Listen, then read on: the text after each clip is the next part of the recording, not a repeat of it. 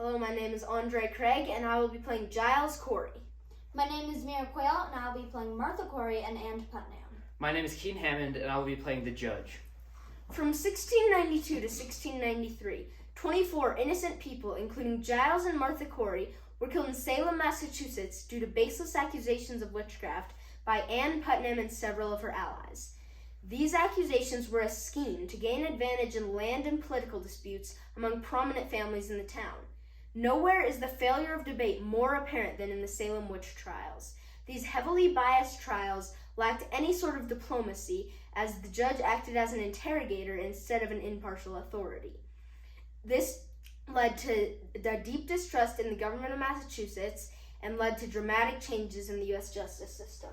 This is the trial of Martha Corey. This court is now in session.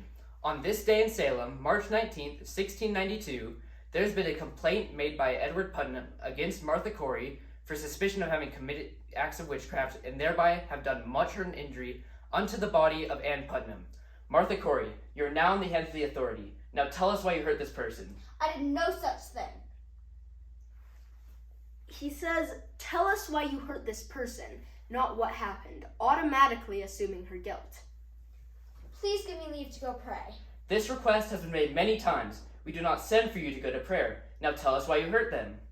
I'm an innocent person. I've never had to do with witchcraft since I was born. The Lord will open the eyes of the magistrates and ministers, and he will reveal the innocent. If not you, then tell us who hurts them. I don't know. You are guilty of this. Do you think you can hide it? Only the Lord knows. The Lord knows your guilt. I'm a gospel woman. I've never had to do with witchcraft since I was born. You're a more gospel witch. There's a man whispering in your ear. What does he tell you? You cannot believe what those children tell you. Giles Corey is here to testify the truth to the best of his knowledge on several indictments exhibited against you. The other night, I was sitting by the fire when my wife asked me to go to bed. I said I would go to prayer. When I went to prayer, I could not utter my desires, not open my mouth to speak. She perceived it and came forwards towards me. I had nothing to do with Quiet. that. Also, sometime last week, I fetched an ox to raise him and yoke him, but he dragged his legs as if he had been hip shot. He could not rise. He then rose as though nothing had happened. Also, sometime last week, my cat had strangely gotten sick. I thought she would have died. My wife bid me knock her on the head, but I did not, and then my cat just became well. As you can see from the testimony of Giles Corey, he was not cross-examined. If he had been, they would have found that he was drawing conclusions from circumstantial events and never actually saw his wife perform witchcraft upon him or his animals. We ask of you again, Martha Corey. If not you, then who hurt this person? They previously identified you as the one who cursed them. Your own husband testifies against you. What say you? I've wronged no one. I never knew about the ox or the cat. Did you not say you would tell the truth? Why now have you said things that cannot both be true? How could a good, faithful wife fail to know of her husband's ox? And Giles Corey testified that you bade him knock the cat over the head, so you clearly knew of the sickness. This is proof that you've lied on this day. How dare you lie in all this assembly? I'm innocent. I've never committed witchcraft. Have you not? I have your testimony Ann Putnam gave in a questioning the other day. She said, I was most dreadfully tortured while Martha Corey was in examination in March. Mary Walcott and Elizabeth Hubbard said they saw the apparition of Martha Corey torture me, and I believe in my heart that Martha Corey is a most dreadful witch, and that she has very often affected me and several others by her acts of witchcraft. I never touched that girl. Enough of this. Your actions prove your guilt, as well as your temptation to lie before us today. Tie her hands and take her away. She shall be executed for dealings in witchcraft and lying before the assembly.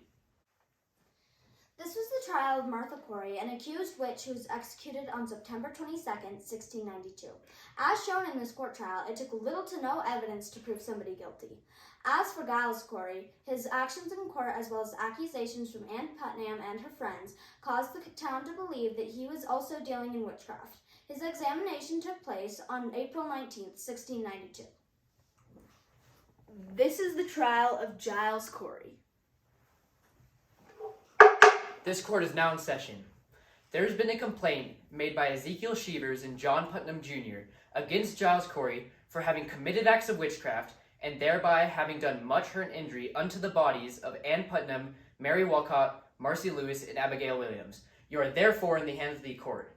Giles Corey, you are brought before the authority upon high suspicion of sundry acts of witchcraft. Now tell us the truth in this matter. I hope through the goodness of God I shall be found not guilty. For that matter, I never had a hand in my life. What temptations have you had? I never had any temptations. What have you done without temptations? Have you never been tempted by the devil? John Bibber and his wife gave testimony concerning some temptations you had to make away with yourself and charge it upon your son. How does this agree with what you said, that you've had no temptations? I meant the temptation to witchcraft.